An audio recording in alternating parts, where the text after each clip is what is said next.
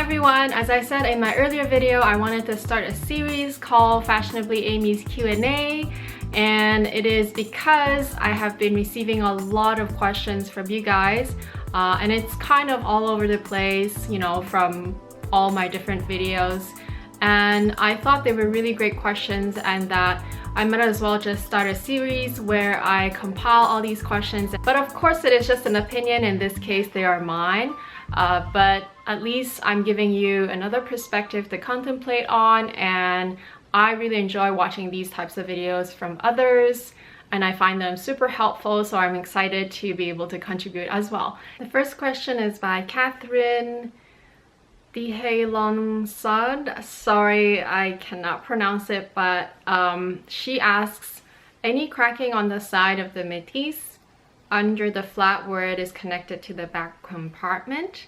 I'm pretty sure she's referring to, so here, the back compartment, which is I guess here and here. On mine there is no cracking over there.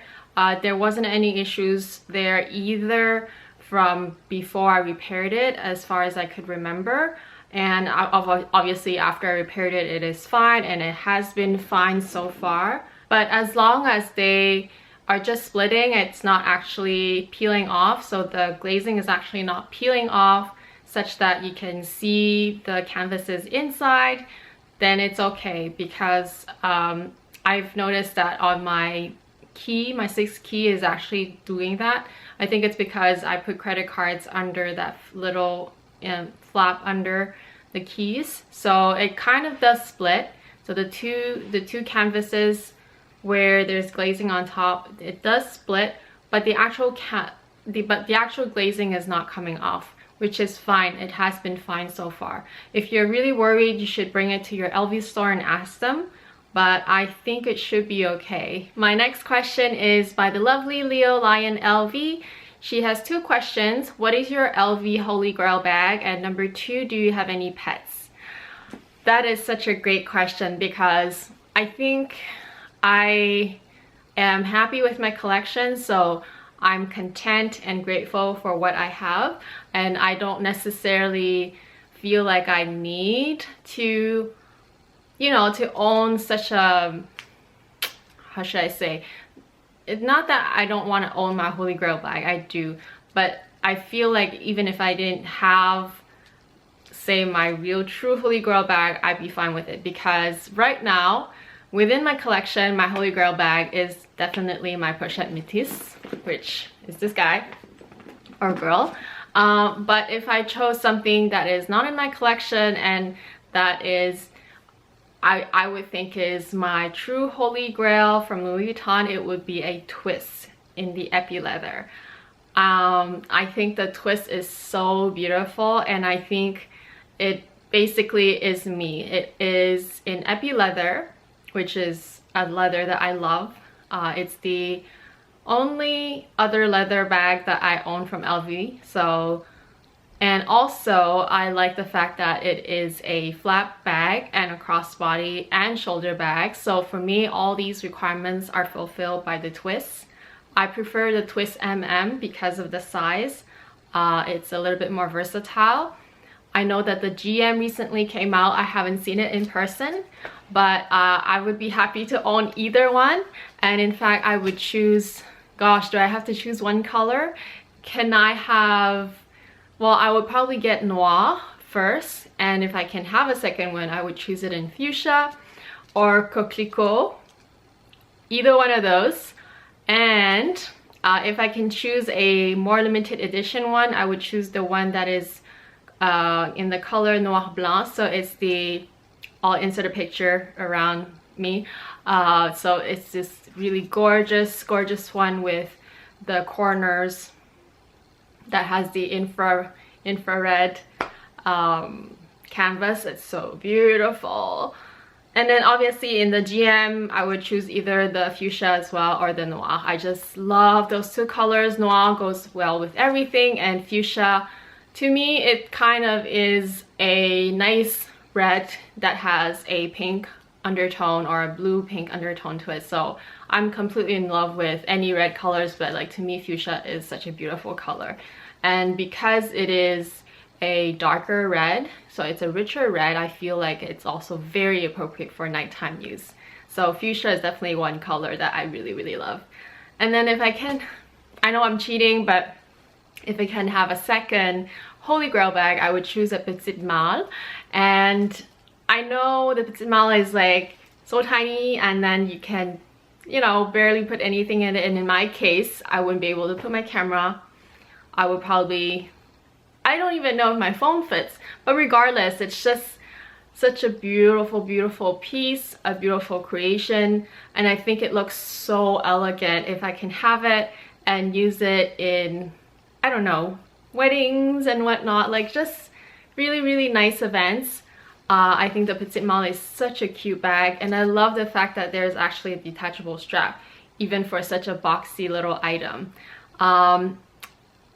Within the petit mal, I have two choices that I really like. The first one being the noir blanc again, which is the same one with the infrarouge canvas around. And then the second one is the monogram one with black trim. Just very classic Louis Vuitton in my opinion. I don't necessarily need it to be all leather for that one. I think it's such a small compact piece that with monogram canvas it just really gives it more character, and then the leather trim all mixed in together, oh, it's so nice. As for your second question, if I have any pets, I had pets. I no longer have any pets at the moment, but when we were younger, I think I was in grade 6. So in grade 6 we acquired a bunny. It's actually a dwarf bunny, and so the bunny is really small. When it first came home, it fit in the palm of my hands, and it was a black bunny with a white nose and white paws. My parents named our bunny Harris, the casino name, because they thought that that was the casino where they, you know, they went there once and then they won some money, so it was a lucky casino to them, so therefore they named him after the casino's name.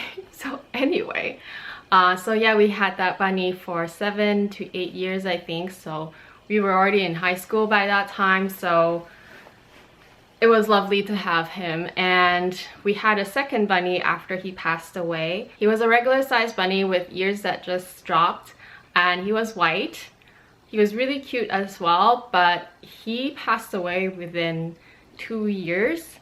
I think it's because he chewed some wire and never got well after that. So that was it. Like, there was no more pets in our family after that. Rosewater, she says her friend is looking to buy her first LV bag and doesn't really care whether it's for everyday use or not. She's wondering whether she should get the Speedy 25 or the Alma BB. Since she doesn't care so much about everyday use, I think she should get the Alma BB. Yes, it is smaller than the Speedy 25 by a lot, but the Alma BB is more versatile since you can use it, you know, during the day, but you can also use it at night, you know, going out in the evenings. And during the day, as a crossbody, it just looks so chic, and it's just, you know, it's gonna be your downsizing bag. Cheryl Johnson as well as Sydney Diva both asked the same question, which is, why don't I sell my Alma PM since I don't really use it as much? And here's why. It's my very first LV bag, so it does, you know, have great sentimental value. Of course, I know I'm not using it as much, so, you know, logically I should be selling it and buy something that I would, you know, use more. But I think the Alma PM is just one of those bags where if I did sell it, I am afraid I might have seller's remorse. So that's the reason why. Like, I'm not to the point where I feel like I must sell it. I'm just to the point where I feel guilty not using it. But I know that if I didn't have it in my collection, then I might, you know, I might be a little bit sad about it because I used to have it, right? And also it is a limited edition color. One point that my essay mentioned that was very valid is that no matter what clutches you buy or smaller bags that you use in the evening, sometimes you just have functions or events that, you know, require you to bring more than a clutch can fit. And in those cases, the Alma PM is perfect because even though it's still kind of like an everyday larger size bag, but the look of it, it's so classic and it's so iconic that it would still be very, very suitable for an evening function. From P-Pack, and I hope I wrote it correctly. She's wondering about the wear and tear update on my Emily wallet. So I've bought my Emily wallet in last summer, so summer 2015, and have been using it regularly except for December because I bought my Zippy mid-scalp and I've been using that instead as my wallet. But so far wear and tear is great. There's nothing wrong with it. It's the glazing, everything is perfect. I haven't had any cracking issues or whatnot. Mind you, I am very careful with my items. As I mentioned in all my videos, whenever I place my Emily wallet in my bags, I always face where the button is. I always face it towards where the fabric is so that it doesn't rub against anything hard. Esther Senior, I don't know if I pronounced it correctly, but she was wondering from my vlog number 23, I was trying on some sunglasses and she was wondering what models they are. So they are Hugo Boss 0675, 0741 and 0716. So I tried on 3 pairs and those were the ones. They were not even expensive. They were just around $230, I think, Canadian, which is really affordable. They were made in Italy and the frames felt really, you know, solid, substantial, and very, very comfortable for my face. Usually with Asian faces, we have, you know, we have flatter faces and we don't have much of a nose bridge. So I was surprised of how comfortable those plastic frames were because usually I need to wear glasses with the nose pad. So yeah, I'm pretty sure I'm gonna go pick it up later. Someone on my vlog number 22 asked what brands of leggings I was wearing. So I think all of you know that I love wearing leggings because they're so comfortable, and for me it's just the easiest pair of pants that I could ever wear. The pair of leggings that I mostly wear during my vlogs, I think they're from Cachet. It's a boutique that is in the States and they sell mostly, they have kind of like lots of contemporary clothing, but they also sell a lot of gowns and dresses. However, I think they went out of business, so I'm not sure if they're still around. I haven't been to the States lately. So that's that. But to be honest, I buy all my leggings like everywhere. I bought some from Bench, from Lululemon, any department store. I bought a lot of skinny jeans from Banana Republic, and they have a new premium denim line now, and I find that those ones, especially in the petite size, because I guess anything under 5'5" is considered petite at Banana Republic, is they fit me like a glove. Like, so if you guys are similar built, or if you're interested in looking for a nice pair of denims, skinnies that are, you know, they just are so comfortable, they feel like leggings, go check out Banana Republic. Shabby, on my December favorites, she was wondering what lip gloss I was wearing. I actually don't wear lip gloss. All I wear is the Burt's Bees pomegranate lip balm. I think the only exception is I might wear lipstick if I'm going to a wedding or something, but even then I might still just wear my lip balm, and it's my natural colors. But I highly recommend the Burt's Bees lip balm, especially in the pomegranate flavor, because I find that that one is really the most hydrating, and it has a tint of color, but nothing too fancy or anything. It's just like, because pomegranate, you know, is red, so it kind of, you know, applies and just gives you a bit of shine. Lan is asking, she's looking for her first piece of LV, and she's wondering whether she should get the Zippy coin purse or the Emily wallet.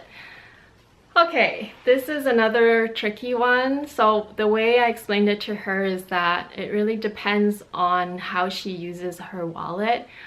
For instance, for me, I still prefer a full-size wallet, therefore I would choose the Emily, only because, you know, it's just so much easier to fit bills as well as, you know, get receipts, fold receipts and organize things like that. And even though it only has 4 credit card slots, that's not a problem for me because the rest of my cards, I just slip it into where the zipper compartment is. And I usually never really have to reach for those cards anyway. But if you're the type of person who doesn't really have much in your wallet, like if you don't care about, you know, fussing with receipts, or you don't really take cash with you other than coins and a few bills, then the Zippy coin purse is great because it will work in a lot of smaller bags. If you're the type of person who likes smaller bags in general, or who carries smaller bags in general, then having an Emily wallet will be a lot more inconvenient to fit it inside your smaller bags, because you really have to fuss around the bag and trying to fit it in, and sometimes it doesn't even fit. So in the end, both wallets are great, but I don't know, I'm biased towards the Emily. I still really think that the Emily is more worth it. It's a full-size wallet, the price is great, and I think in the long term you'll get more use out of it. Well, maybe buy the larger one now, and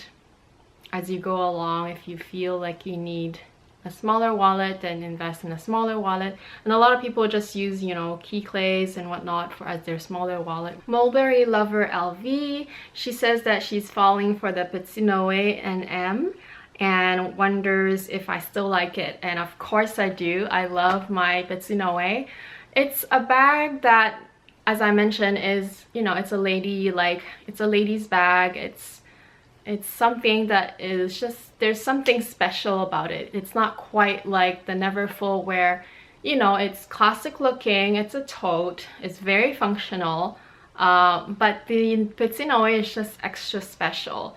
It doesn't fit things quite the same as the Neverfull, but I don't know, I just feel like when you're just in the summer wearing a dress, it just makes the whole ensemble look so much more polished as a result. I don't know what it is exactly. I think it's just, yeah, I think it's just how iconic the item is, and I think there's a reason for that. Not only because of the history, the bag itself is just amazing. I mean, the shoulder strap is super comfortable. I do think that it is the most comfortable shoulder strap of all the bags that I have right now. Why don't I have any damier azur bag? And I think it's just because I never thought of getting any damier azur. It's not something that I gravitate to, simply because of the color, I think. White and gray, there's nothing wrong with the color. It's just that I never really pick bags that are in light color. The second reason, which is, you know, so important but not the main reason, is because I had bought and sold a Burberry bag in the past, in the Burberry check tote, and I had such a bad experience with it. And the reason is because I wear a lot of black clothing or just dark color clothing, and because it was a tote, it constantly rubbed against my hips. I think the tote, the bottom of the bag, constantly just rubbed against my body,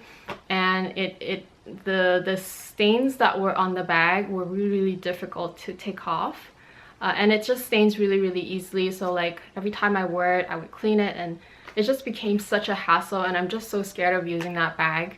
So that's, you know, also one reason why I just don't want to fuss with cleaning lighter colored bags. Red 88 Alert is asking what is the repair policy of LV leather goods.